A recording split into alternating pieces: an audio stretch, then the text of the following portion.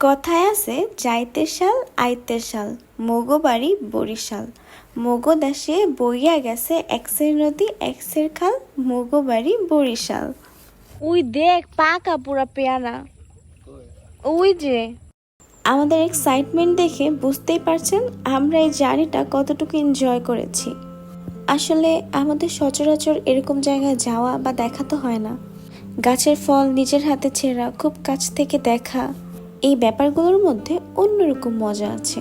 যে সারি বাঁধা নৌকা, এখান থেকে নৌকা নিয়েই যেতে হবে পেয়ারা বাগান। চলুন একসাথে ঘুরে আসা যাক বরিশাল পেয়ারা বাগান থেকে।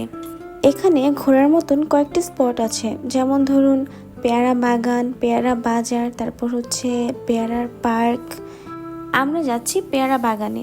যাদের ভাসমান পেয়ারা বাগান দেখার ইচ্ছা আছে তারা সকাল সকাল সকাল 10টা আর 12টা এই সময়ের মধ্যে যাবেন। পেয়ারা বাগান যেতে প্রথমে যেতে হবে আমাদের বরিশাল।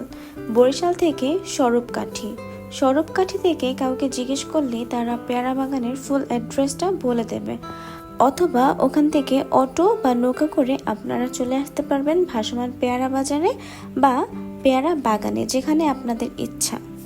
আমরা অলরেডি পেয়ারা বাগানে চলে এসেছি।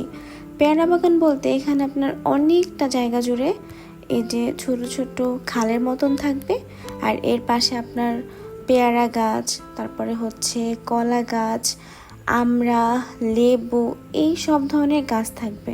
মানে পুরোটা একটা বাগান।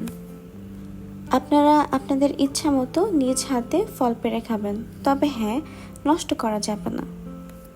আর আপনারা নৌকায় বসে বসে এই জিনিসগুলো উপভোগ করবেন, কত মজা তাই না? আর আমাদের নৌকাওয়ালা মামা সে নিজেও দেখে দেখে পেয়ারা ছিঁড়ে আমাদেরকে দিচ্ছিল। আর এর মধ্যে নেমে যায় বৃষ্টি। বৃষ্টিতে ভিজে পুরো একাকার হয়ে আমরা ঘুরছিলাম। এই জিনিসগুলো আসলে অন্যরকম, উপভোগ করার মতন, যা না গেলে বোঝা যাবে না। আর কেউ যদি নৌকা চালাতে পারেন তাহলে মামাকে বললেই সে আপনাকে বইটা দিয়ে দিবে। আমি হচ্ছে প্রথমবারের মতন বইটা হাতে নিয়েছিলাম। আর যেতে যেতে আপনি দেখতে পারবেন ভাসমান নৌকায় কলা, পেয়ারা, আমড়া এগুলো বিক্রি করছে। যেতে যেতে দেখতে পারবেন পাশে বাজার, আর নৌকা, আরও অনেক দূর নিয়ে নদী, আশেপাশে বসবাস করার মতন বাসা বাড়ি, তাদের জীবন অন্যরকম।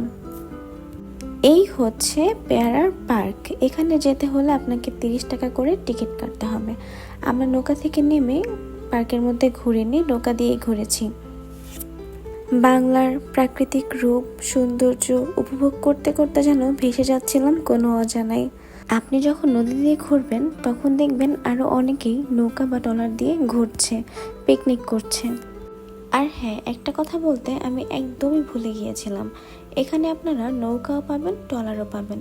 তবে ভেতরের দিকগুলোতে আসতে হলে আপনাকে ডিঙি নৌকা নিতে হবে, ছোট ডিঙি নৌকাগুলো, কারণ ট্রলার এই জায়গাগুলোতে আসতে পারবে না। আর আমাদের কাছ থেকে নৌকা ভাড়া রেখেছিল ঘন্টায় 400 টাকা, সাথে মামার গান ফ্রি। চলুন মামার গান শুনে আসা যাক। মনের ব্যথা মনে থাকে, মামারা তো সহিলা গেলে আবার পামু সেরা বনে। আর তুই আসবে না রে গো, আনন্দ পাইও রে, মামারা তো দুতি আয়ো।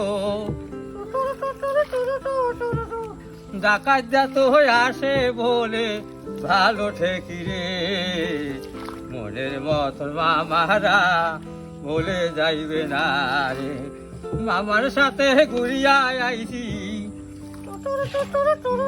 গান শুনতে শুনতে নিচ্ছি বিদায়। Follow my page for more interesting content. আল্লাহ হাফেজ, টেক কেয়ার।